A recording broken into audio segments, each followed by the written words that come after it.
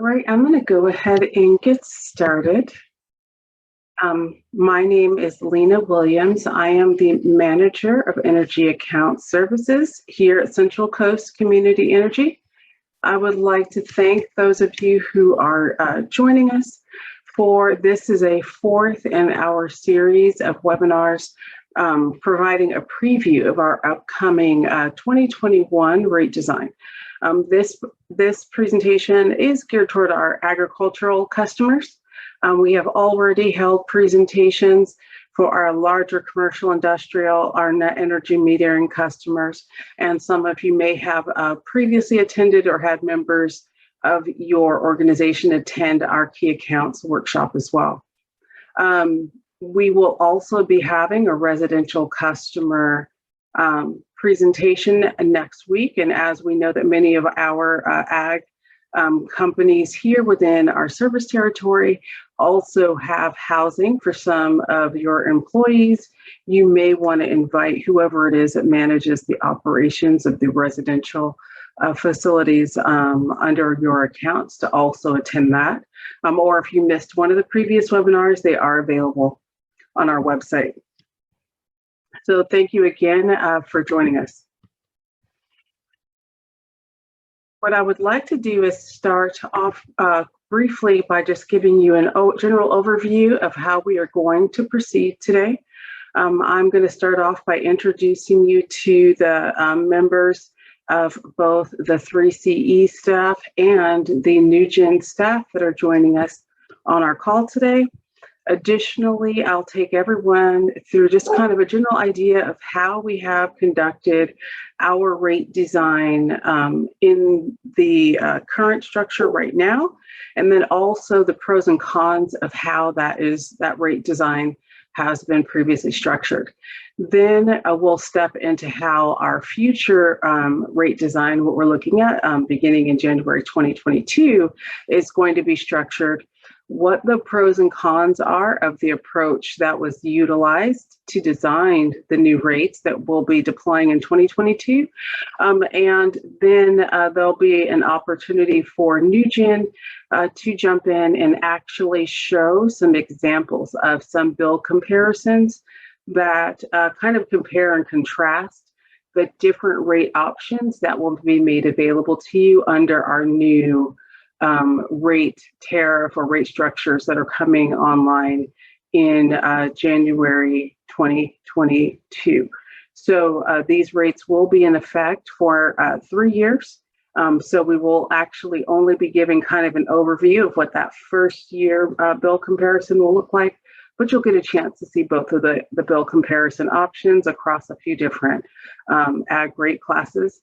And then they'll have our conclusion there. We'll just kind of sum up what we've concluded or gone over with you guys, and then give you an idea of some of the resources that will be available going forward. After that, then we will have some open things up for question and answer. And our Q&A, we will be utilizing the Q&A feature that's actually available in your toolbar here on Zoom. So you'll see that down in the bottom. So if you drop something in the chat, you will be asked by a member of the staff to go ahead and put that over on the Q&A side. And we're going to respond to those at the end. And we'll also make some of those responses available online. This presentation in and of itself will be recorded and will be made available on our cost of service webpage. Oops. So before I jump ahead, we do have, as part of our 3CE team here joining us, we have Robert Shaw, our COO and General Counsel. We have Tiffany Law, our Chief Financial Officer. You may not be able to see her, but she's here. We have J.R. Killigrew, our Director of Communications and Outreach. And then we also have Gabe Ruiz, who is, if you drop something in the chat, he might tell you to move it over to the Q&A, but he represents our ag customers and provides the account support for our ag customers here at 3CE.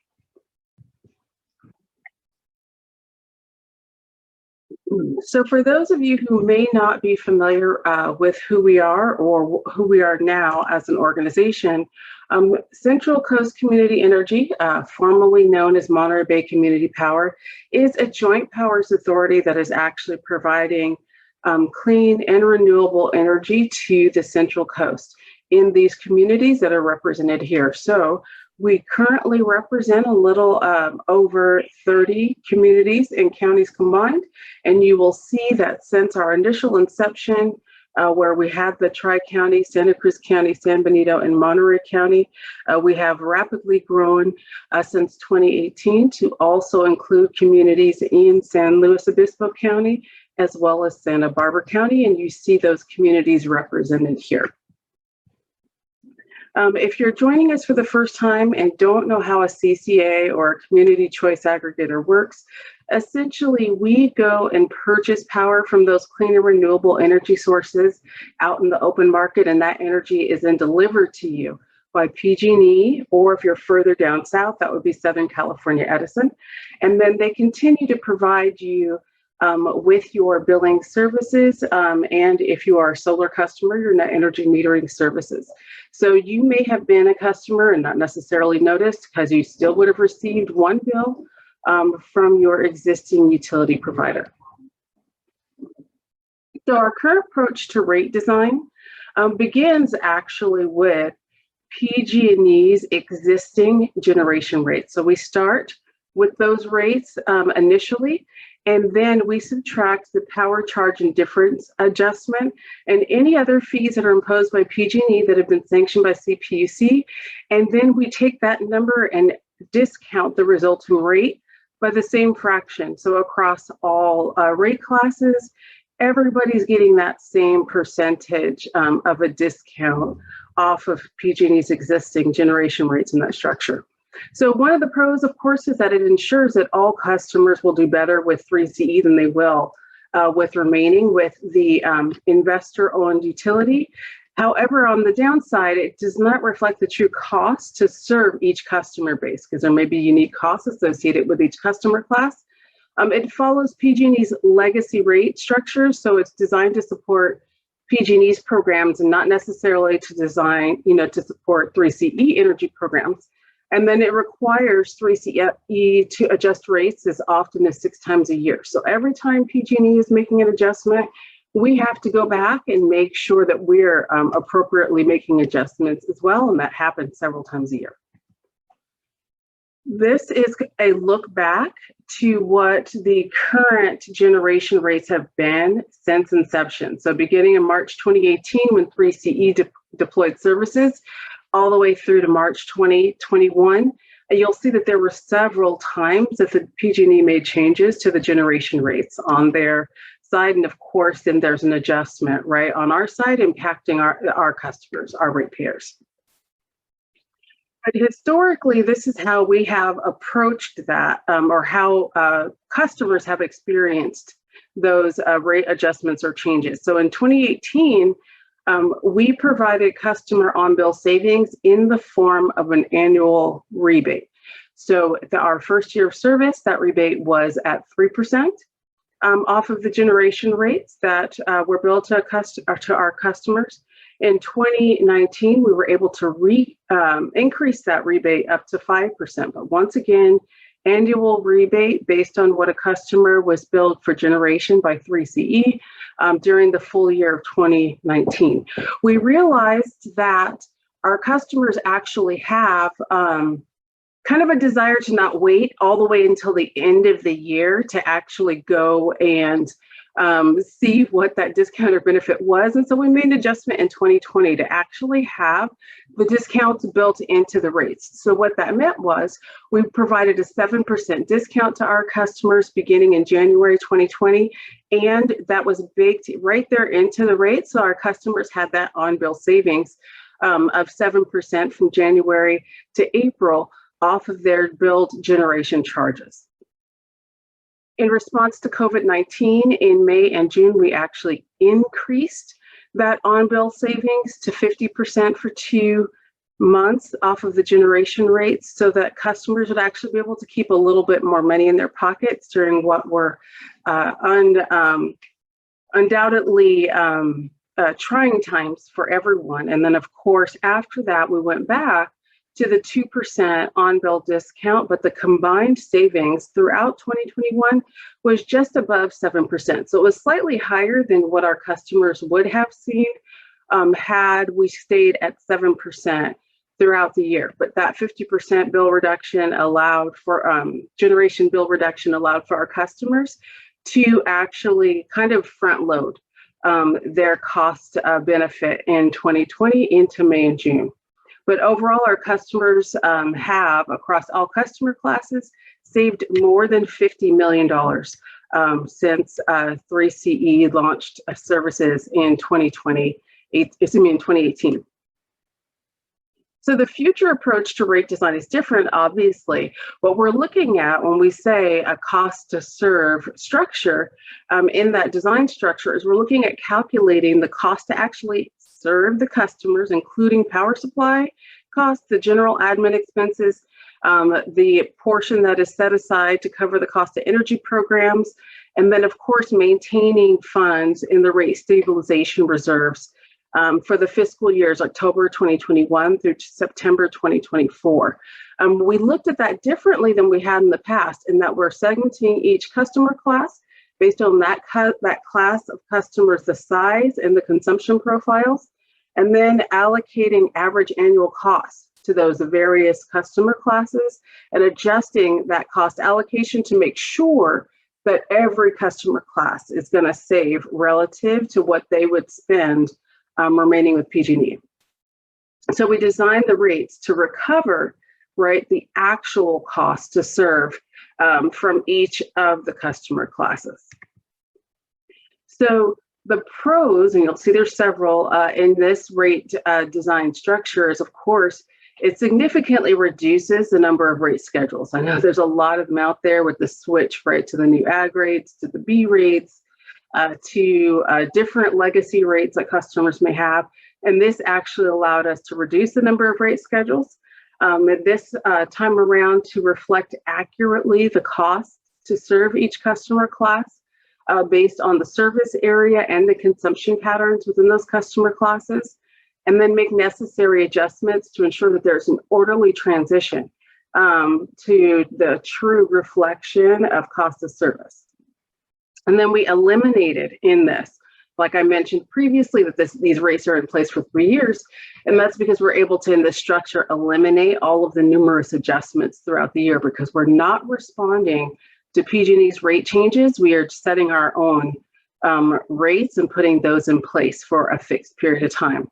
And in this, what customers are able to experience is predictability, simplicity, because there's fewer rates, right? Fairness, because we utilize that same criteria to design the new rates for each customer class.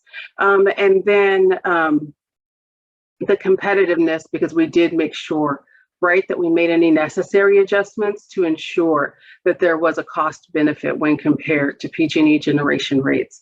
And then we're providing a transitional rate option for customers. And so there will be a little bit more information about that, but ultimately there will be another option for you to choose to determine what is going to be the best fit for your business or if it's residential for your residents.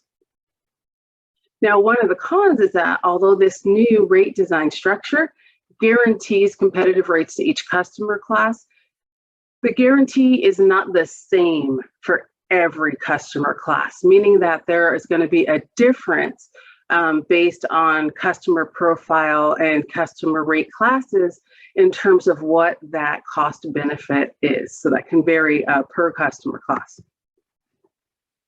So as a result, we want to make sure that, of course, we're getting the word out to all of our customers about these changes. That is why, as I mentioned, this is the fourth in a series of webinars that we've put in place to educate customers about this new rate design structure and what it means, right, for them. This is the one specifically for the agricultural customers. As I mentioned, there will be a link to the cost of service page dropped into the chat before the webinar ends. You can actually go and see the prior presentations. And then there's one upcoming. So you can tell your colleagues or staff members about the upcoming residential customer workshop, because that will be specific, right, to residential customers and energy users, and then they can have their questions answered there as well. Our process going forward to deployment will also include a review by our operations board on May 12th. Our Community Advisory Council will also review on June 2nd, and then the Policy Board will review and approve on June 16th. And then the rates will actually not become effective until January 2022, but they will be in place until December 31st, 2024. So who are our agricultural customers? So we serve about 5,100 active accounts right now, which is about 98% of the agricultural customers in our shared service area with PG&E. And the ag customers represent a variety of industries and are various sizes. I mean, we're talking from one small ranch with 1 meter all the way through right to large facilities with 20, 30 sites and multiple meters. And then, of course, as you know, your colleagues are represented by growers, ranchers, processing, packing, and shipping. So across many, many areas. So without further ado, I am going to pass this over to Scott at NewGen, who is going to explain a little bit more about where the rates are headed for 2022. Great. Thank you, Lena. Can you hear me okay? Yes. Great. Thank you. All right. Good afternoon, everyone, and thank you, ag customers, for joining into this webinar. I want to spend a little time talking about time of use, sort of some changes to the time of use structures that are anticipated in the new rates. And I want to talk a little bit about the rate options. Lena was sort of talking about the different rate options that are being offered. We'll talk more about that. We want to look at a couple examples. We've consolidated some of the ag rate offerings out there to make them more simple, and we've made some changes relative to the rate structures, and we'll walk through that. And then I'm going to wrap up, and I think I'll hand it back to Lena, and then I think we'll have hopefully have some time for some Q&A there. So starting with the time of use. So there, for those of you that have sort of recognized or seen in the news, PG&E has rolled out sort of new time of use. They rolled that out March 31st of this year. And really what PG&E is doing, and obviously at the behest of the PUC, is recognizing the substantial changes that have occurred in the California market. There's been a huge influx of renewable power in California, and if you look at wholesale energy prices and how those prices fluctuate throughout the day, you see that there's a huge amount of renewable power being put onto the grid during the period from basically noon towards 5 or 6 p.m. and from all that solar. That's depressing prices during that period of time. So PGE has gone back to their time of use periods and restructured them to sort of reflect that change. And because of the way 3CE rates are designed, 3CE time of use periods mirror the periods from PG&E. And so I'll talk a little bit about those. And some of those changes. So one of the big changes is that the summer period, there's still going to be a summer period, and there's still going to be a winter period, and there are different rates between the summer and winter. But the summer used to be a 6-month period. It used to be May through October. That is now shifted to a 4-month period, so June through September. PG&E has removed sort of the part peak period that they had in the winter. They're looking at this peak period that applies 365 days a year. There used to be some differences between, for some rate classes, between weekends and holidays and the like. Now this peak period is going to be 365 days a year. For PG&E rates, they have a maximum demand, and one of the things that 3C&E is doing relative to the rate changes is removing their demand charge. So we'll talk about that. We'll sort of see that basically the impact of that in the rate comparison. But PG&E is sort of changing relative to the maximum demand charge. Some of you have some of these flexible sort of rate options relative to the timing and the days of the week for the peak periods. Those options still exist, and you still have those options, so not changing that at all. As I mentioned, the peak period, this is probably the most dramatic change, though, is that the peak period used to be from 12 to 6 in the summer. And now the new peak period is from 5 to 8 p.m. And again, it's 365 days a year.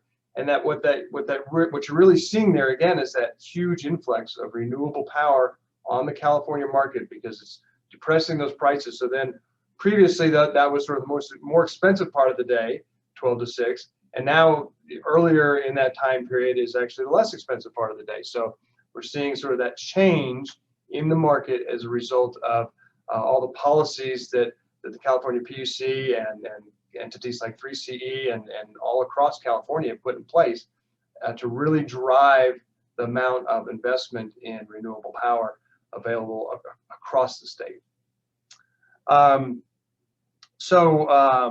Let's see, next slide, please. Thank you. So we talked a little bit about options, and what 3C is rolling out here is there are basically two options. There's a default and an alternative. So the default options, and this is for most customers. Most customers are going to be on this cost-based rate that Lena talked about, that process that she talked about, and how she sort of differentiated that from the existing process. Moving to a cost-based rate, applying to those new time of use periods that I just talked about, sort of that same structure that PG&E is rolling out, and that's what 3CE is going to follow, but applying their cost-based rates to those time structures. Now, you don't have to be on that default option. You have the alternative, and you can choose to move to a seasonal flat rate. And that seasonal flat rate is going to be available for a 3-year period. After that, you're automatically going to switch to default options. So that would change January 1st, 2025, if you were to select that. And we'll talk about really what that means and how your load profile, your unique load profile, really would determine whether or not the default option makes most sense for you, or whether or not you should select the alternative option. Now, as I said, most customers served by 3CE are going to be in the sort of standard default and or standard alternate. There are some customers that are exempt from the mandatory transition or excluded from this sort of default time of use. And for those customers, the time of use periods are basically going to stay the same as they were. They're sort of what we call the legacy time of use periods. However, 3CE is going to apply their cost-based rates to those time of use periods. And so all 3CE customers are going to have this option of a cost-based rate. It's sort of just a question as to whether or not you're going to be in the new time of use period, or in the legacy time of use period. And granted, there's not that many customers that are exempt from that mandatory transition. But so even under that option, right, you have the default option of the cost-based rates, or you can choose that seasonal flat rate. Again, a 3-year period, at the end of which you automatically be switched back to the default option under that legacy time of use period. So really, we're talking about sort of very similar structures for all customers. It's just sort of it depends on whether or not you are exempt from sort of being automatically moved into that default time of use period.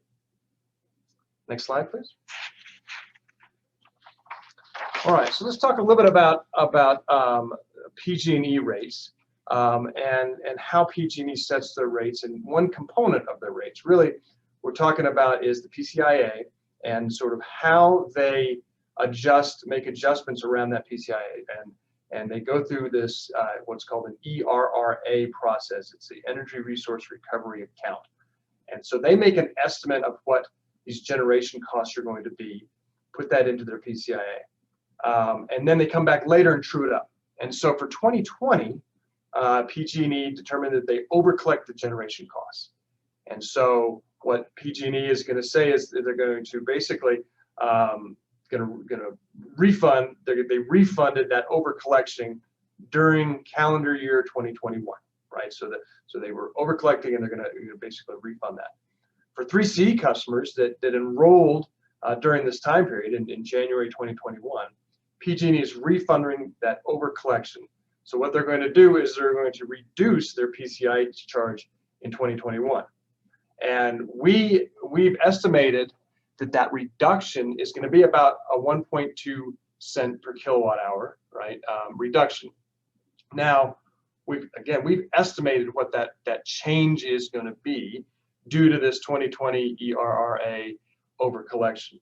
We don't know exactly what that's going to be because we won't know until July, and July is when the ERRA process gets determined, and then that's what they sort of go forward with these adjustments.